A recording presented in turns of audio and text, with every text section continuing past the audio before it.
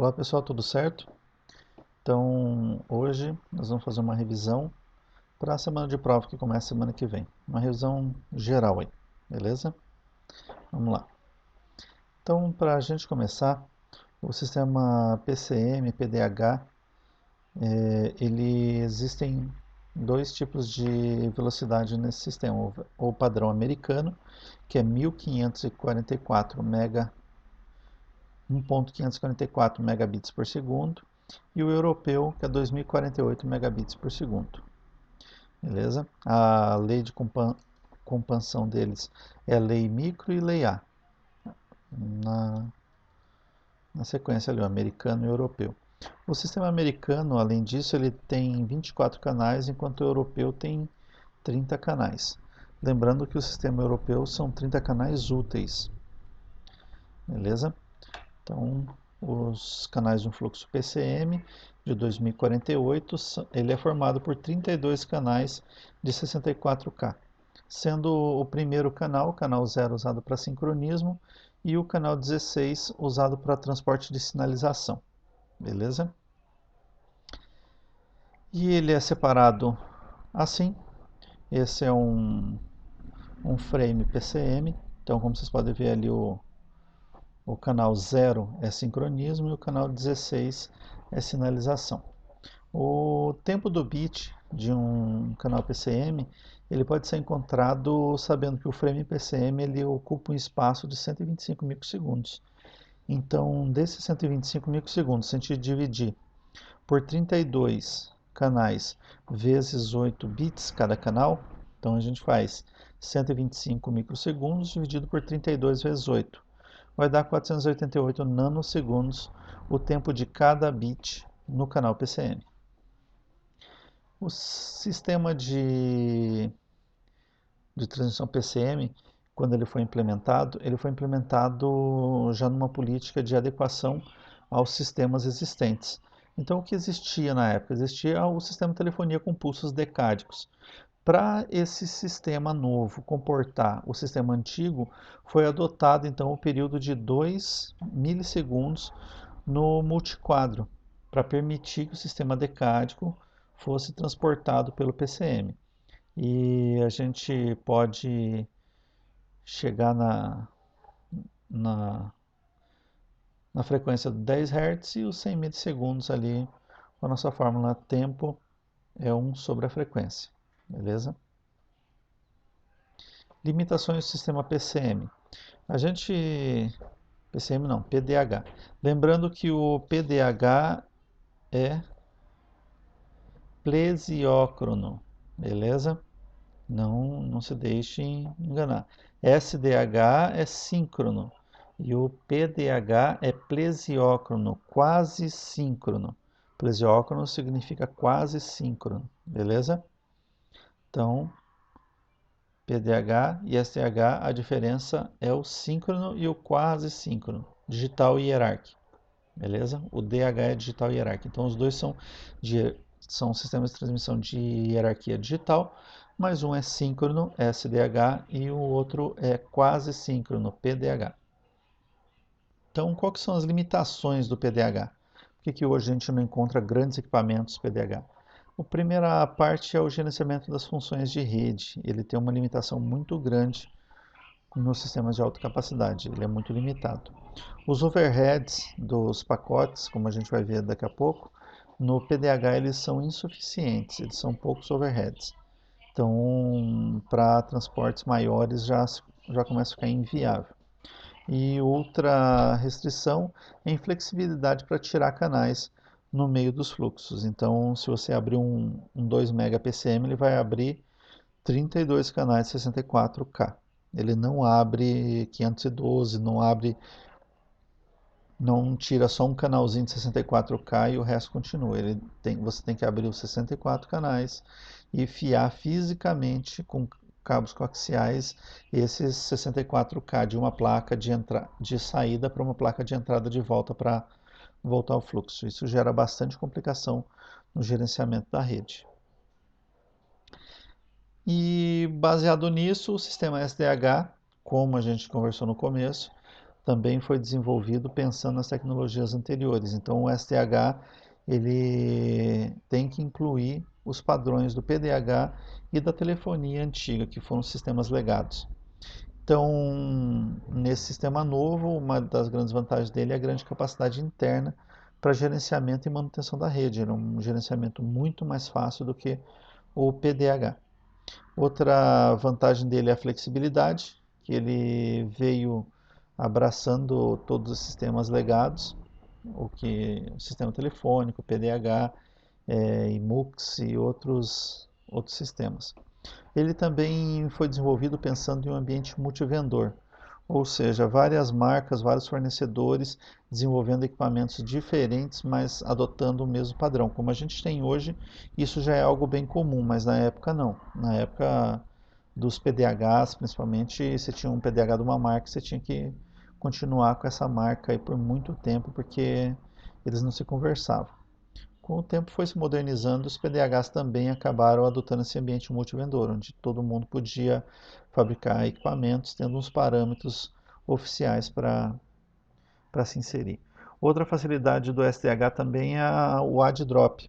Então você consegue adicionar ou descer drop ali, ou tirar do fluxo o canal que você quiser em níveis intermediários. Você consegue tirar um link SDH daqui Pitanga, por exemplo, você consegue tirar canais em turbo, consegue tirar na palmeirinha tranquilamente, sem ter problemas. Outras vantagens do SDH é que ele abraçou também as redes SONET que existiam, eram redes ainda muito utilizadas em data centers, então ele também veio abraçando essa tecnologia.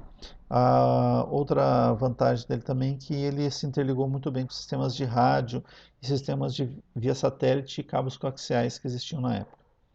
O sistema SDH ele acomoda todos os sinais da hierarquia PDH, os tributários de 2, 34, 140 e, e também os do padrão norte-americano. Então, o SDH ele abraçou os dois sistemas. E ele acomoda padrões ATM também, o FDDI e o DQDB, que é os sistemas distribuídos de banda dupla. Atualmente, né, tem 4 níveis de SDH. Ele não teve muita evolução mais, já é um sistema já que depois de um tempo ele acabou parando na evolução e foi substituído pelos DWDM, como a gente já pôde ver em sala. As taxas de transmissões do SDH, elas adotam um sistema um pouquinho diferente, elas adotam o padrão STM.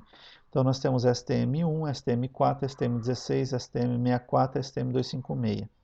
Terminando o 256, ele é um padrão 40 GB. E o outro mais famoso do SDH também é o STM16, que é o 2,5 GB. Beleza? Então, em sistemas de transmissão, vocês vão encontrar bastante STM16 e STM256, que são links de 2,5 GB e link de 40 GB, interligando estações ou cidades. E vão encontrar também bastante STM4 interligando outros operadores e provedores e estações de telefonia celular. Essa é a estrutura de um quadro STM, como a gente comentou.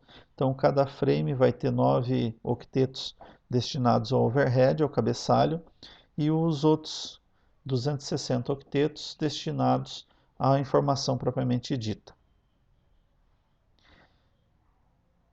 Mudando um pouco, indo para a parte dos lasers, como a gente comentou, os lasers eles trabalham com o princípio de Hugg, que faz a excitação. Então, essa lâmpada flash vai emitir os fótons em um tubo de um cilindro de rubi, e esse cilindro de rubi vai acelerar as partículas dele através da lâmpada flash e vai ser concentrado. Tem um espelho no fundo do cilindro e um espelho semiplano na parte da frente do cilindro. E através das reflexões eles vão acelerando essas partículas até formar o feixe de raio laser. As fibras óticas, elas são formadas pelo núcleo, casca e uma capa de proteção. Lembrando que o núcleo é feito de sílica, o núcleo e a casca.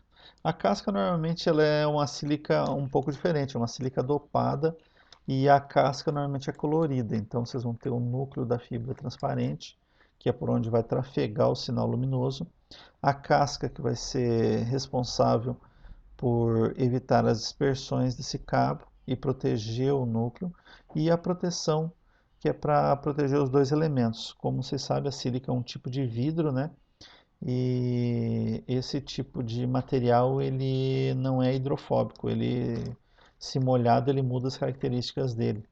Então tem essa proteção para evitar que umidade ou a mesma sujeira mude as características desse material da fibra ótica.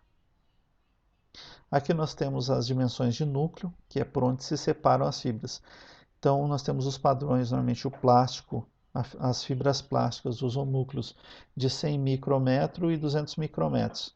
As fibras multimodo utilizam os padrões de 50 micrômetros, 62,5 micrômetro e 85 micrômetro, sendo que o de 85 já é pouco utilizado. O mais utilizado hoje é o de 50 e de 62,5. E as monomodos utilizam padrões de 9 micrômetro e 8 micrômetro, sendo o 9 micrômetro também já é muito pouco utilizado. O mais normal de se encontrar é de 8 micrômetro. As ondas eletromagnéticas, que fazem a função de transferência de informação, elas têm o espectro visível, que é o que a gente conhece, acima do vermelho, até o violeta. Para cima do violeta é chamado de ultravioleta, onde as frequências giram em torno de 400 nanômetros. Para cima de 400 nanômetros, o comprimento de onda é chamado de ultravioleta. E abaixo de 800 nanômetros é chamado de infravermelho. Os lasers normalmente eles trabalham na faixa do infravermelho, então os valores comerciais são 850 nanômetro, 1310 nanômetro e 1550 nanômetro. Esses são os valores mais comuns de comprimentos de onda para transmissão de unidades óticas. As frentes de onda, que nós temos dois exemplos de frentes de onda, uma frente de onda esférica e uma frente de onda plana.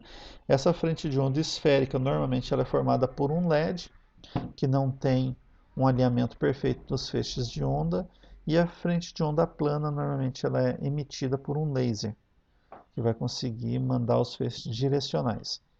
O sistema monomodo normalmente é adotado os lasers. Não se tem assim muito equipamento monomodo com LED. Os monomodos normalmente são pensados para longas distâncias. E multimodo, as fibras multimodo, você já encontra uma transmissão a LED, é muito mais barata, mas a distância de transmissão é menor.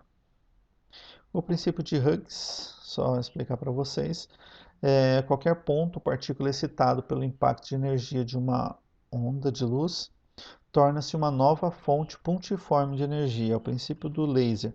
Então, uma fonte, uma partícula vai excitar outra, e assim elas vão se excitando até conseguir gerar energia suficiente para formar o laser. Princípios da ótica, princípio da difração, através de um orifício ou uma fenda parecida com o comprimento de onda, essa onda pode alterar sua forma. Então, nós tínhamos ondas planas e essas ondas ficaram esféricas. Isso é um problema na transmissão ótica, a difração, porque pode prejudicar os sistemas óticos. Para isso, os DWDM, como a gente viu nas aulas passadas, eles têm os corretores, os filtros, né, que são capazes de corrigir esses efeitos, esses problemas que estão acontecendo no meio. Até certo ponto também, dependendo do tipo de difração, da quantidade que está difratando esse sinal, ele não é possível de ser recuperado. Os sistemas óticos passivos, que é o nosso famoso GPON, EPON, GEPON, a tecnologia PON, que é Passive Optical Network. Ela trabalha com equipamento central chamado de OLT e o T é de terminal, Optical Line Terminal, e o ONU, Optical Network User Unit, que é o equipamento que vai no cliente. Então, eles trabalham com esse tipo de topologia. Ele trabalha com uma frequência em downgrade, então ele envia o sinal para as casas em uma frequência e recebe o sinal das casas dos clientes em outra frequência. Por isso que o sistema GPON ele é assimétrico. Ele trabalha com uma banda muito grande de down e uma banda menor de up, porque normalmente o tráfego gerado pelos clientes é mais de download, não é de up. Isso acaba que não é percebido nos clientes. A quantidade de upgrade é muito menor que a banda necessária lá que os clientes teriam direito. Mas acaba que não percebe porque o compartilhamento de banda favorece esse tipo de gerenciamento. Aqui, esse material, só para esclarecer, está no curso que eu indiquei para vocês fazer do Inatel, beleza? Só para vocês se localizarem. Então, nós temos ali os triângulos, como vocês podem ver. Como vocês podem ver aqui, esses triângulos são os famosos splitters. Eles recebem o sinal de uma fibra e transferem para N fibras conforme a característica do splitter. Splitter 1 para 2, 1 para 4, 1 para 8, 1 para 16, 1 para 32 ou até 1 para 64.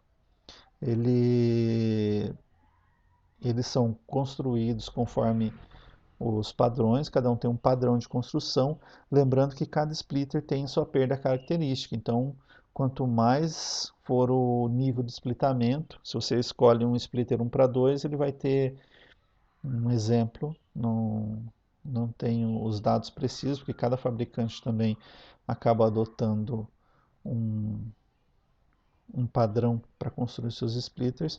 Então, se você tem um splitter 1 para 2 com 5 dB de perda, um splitter 1 para 10 poderá ter 1 para 16 poderá ter 10 a 12 dB de perda. Ele vai aumentando a perda conforme a quantidade de saídas desse splitter. Isso é para todos os fabricantes. Eles sempre aumentam a perda conforme a quantidade de saídas. Isso é também um fato a ser considerado em projetos de rede PON. Então, se vocês vão projetar uma rede PON, uma coisa que vocês têm que levar em consideração é a perda característica do sinal até chegar na casa do cliente. Esse sistema ele está com hierarquias de segunda ordem. Isso é definido pela quantidade de splitters até o cliente. Então, como vocês podem ver, tem um splitter de primeira ordem, chegando da central e saindo. Na saída dele tem um splitter de segunda ordem, que está em uma saída desse splitter de primeira ordem. Essa é uma topologia típica. Normalmente os projetos de rede PON vocês vão encontrar dessa forma, segunda, no máximo terceira ordem, se os splitamentos anteriores forem pequenos, forem splitters 1 para 2, ou no máximo 1 para 4. Porque se você estiver perdendo no 1 para 4, 7 dB, teu sinal está saindo da OLT menos 0. Se você tiver 3 splitters 1 para 4, já você vai ter menos 21 dB para chegar no cliente. Considerando as perdas características de fusão e perda característica do cabo, você já tem um nível muito baixo na tua ONU, o que vai te trazer problema também para a tua rede. Os níveis devem ser sempre acima de menos 24. Mais que isso, você começa a ter problema. Por causa de atenuações desse cabo, atenuações na hora da instalação, atenuação ocorrida durante a fixação, os elementos que vão tracionar esse cabo. Então, você acaba tendo sempre esse tipo de problema que você tem que considerar. Beleza? Vamos para o próximo. Sistema trunking. Então, o que é o sistema trunking? É um sistema de rádio digital troncalizado. O sistema trunk ele veio para solucionar um problema que existia na radiocomunicação analógica. A radiocomunicação analógica, você tem um canal trafegando N rádios. Então, você tem 20 pessoas com 20 rádios em um sistema analógico. Essas 20 pessoas, para conversar entre si, usariam esse único sistema. Então, se você tivesse pessoa do comercial conversando, pessoa da manutenção, pessoa da área de vendas, área de assistência ao cliente, ia virar uma mixórnia, né? Ninguém ia conseguir se entender. Um ia pedir uma peça para o motor, o outro ia falar da nota, o outro ia reclamar que o produto está muito caro e acaba que ninguém ia conseguir conversar. No sistema analógico, para que isso fosse organizado, cada setor desse tinha que ter um canal. Então, no nosso exemplo, tinha 4 setores são 4 canais. E cada canal necessita de uma licença, necessita de uma faixa, e imaginem isso em larga escala, em alta frequência. Então, para resolver esse tipo de problema, em empresas maiores, normalmente as equipes de manutenção não é uma equipe de manutenção também, são várias equipes de manutenção. Manutenção mecânica, manutenção elétrica, manutenção eletrônica, manutenção de telecomunicações e vários outros tipos de finalidades. Para isso, adotou o sistema trunking. O sistema trunking não tem mais a função de um canal para cada uma dessas equipes. Os canais eles são destinados como uma linha telefônica, como uma central telefônica. Entra o tronco na central telefônica e cada um vai ter um ramal. O sistema trunking trabalha mais ou menos dessa forma. Então, o pessoal da segurança vai ter um canal, uma zona destinada a ele. O trunking chama esse canal, esse ramal de zona. Então, cada equipe dessa vai ter uma zona para conversar. Quando o pessoal da segurança estiver acionando o sistema, estiver conversando entre si, eles ocupam um canal A, por exemplo. Na próxima vez, se o pessoal do comercial começou a conversar e ocupou o canal A e o pessoal da segurança quer conversar, eles acionam o rádio deles, eles podem usar tranquilamente outro canal. Isso otimiza o, o sistema, diminuindo a quantidade necessária de canais, porque como a gente viu na parte de central telefônica, a quantidade de linhas telefônicas ela é inversamente proporcional à quantidade de ramais. Então, quanto mais ramais a gente tem, acaba necessitando, não é inversamente proporcional, não é linear a necessidade de acréscimo de linha telefônica. Então, uma central com 10 ramais precisa de 2 troncos. Uma central de 200 ramais não vai precisar de 20 troncos. Ela vai precisar de menos. Como a gente viu, tem os cálculos de taxa de ocupação. Então, a vantagem do sistema trunking é otimização de espectro, com menos frequências necessárias em cada empresa, mais frequências ficam disponíveis para outras empresas adotarem sistema de radiocomunicação também. A privacidade, como o sistema trunking ele é um sistema fechado, utilizando zonas, ele tem a vantagem de ser adotado sistema de criptografia por zona e outros sistemas de codificação de canal. Então, é um sistema mais seguro do que a radiocomunicação analógica, que tinha padrões limitados aos padrões aceitos pelas repetidoras. A confiabilidade, ele tem um sistema de gerenciamento muito maior do que o sistema analógico, como eu disse para vocês, os canais são canais simples, eles não precisam ter muita tecnologia ali, muitos sistemas embarcados neles ali, eles podem ser canais mais simples, já que quem vai fazer toda a parte de codificação, decodificação, acionamento são as repetidoras, que são os equipamentos destinados a acionar ou não o canal. O gerenciamento dos sistemas, que são essas repetidoras, elas fazem a parte de codificação, a parte de destinação, ocupação, além de gerar relatórios, né, permitindo que se acompanhe a ocupação do sistema para ver se é necessário ampliar o sistema ou se está sobrando canais, melhorando também a questão dos custos. Falar um pouquinho sobre a nossa última aula, a aula de guias de onda e antenas. Guias de onda e antenas fazem parte do sistema irradiante da radiocomunicação. elas são responsáveis por levar o sinal emitido pelo rádio até a antena para ser propriamente convertido em uma energia eletromagnética. Os guias de onda fazem parte do meio, como vocês podem ver aqui na figura, e estão interligando a casinha até a antena, em ambos os lados. Então, ele nada mais é do que um tubo, um tubo oco envolvido por um material isolante. Normalmente esse tubo ele é feito de cobre. As guias de onda, diferente das antenas, normalmente eles são feitos de cobre para dar uma melhor condutividade.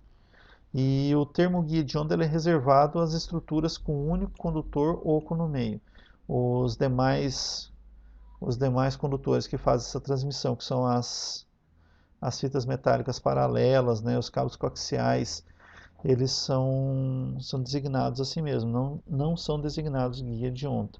A guia de onda é só esses cabos com estrutura oca no elemento irradiante, no elemento transmissor, que vai levar o sinal. Beleza? Os tipos de guia de onda mais comuns são o circular, o elíptico e o retangular. Então, os cabos e fitas normalmente são destinados a sinais entre 50 MHz até 1 GHz, e os guias de onda são indicados para sinais acima de 1 GHz. Então, aqui são dois exemplos de guia de onda, um elíptico à direita e um retangular à esquerda. O retangular, como vocês podem ver, ele não é dobrável, então, para ser feita uma instalação com guia de onda retangular, eles têm diversos conectores, assim como em encanamento de água. Tem estrutura T, tem curva, tem os cotovelos, tem T's, tem vários tipos de conexão para eles.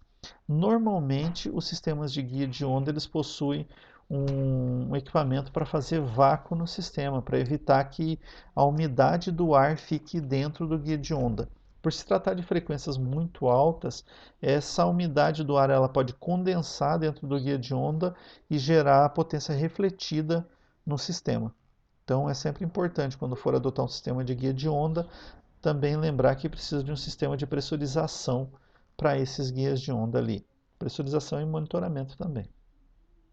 Essa equação de propagação da onda no guia de onda, o comprimento da onda guiada ele é diferente do comprimento da onda normal.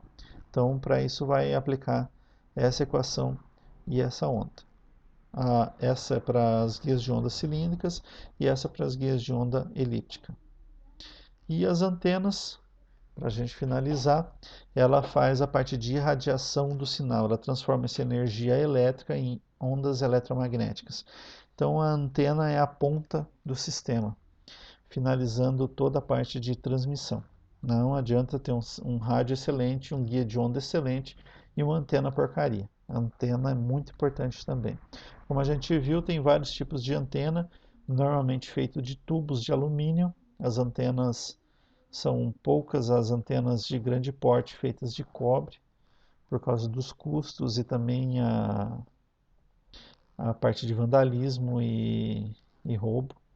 Então essas antenas normalmente são feitas de alumínio e elas são de diferentes tipos, né? Dependendo da aplicação, tem que estar atento também para a parte de sintonia dessa antena.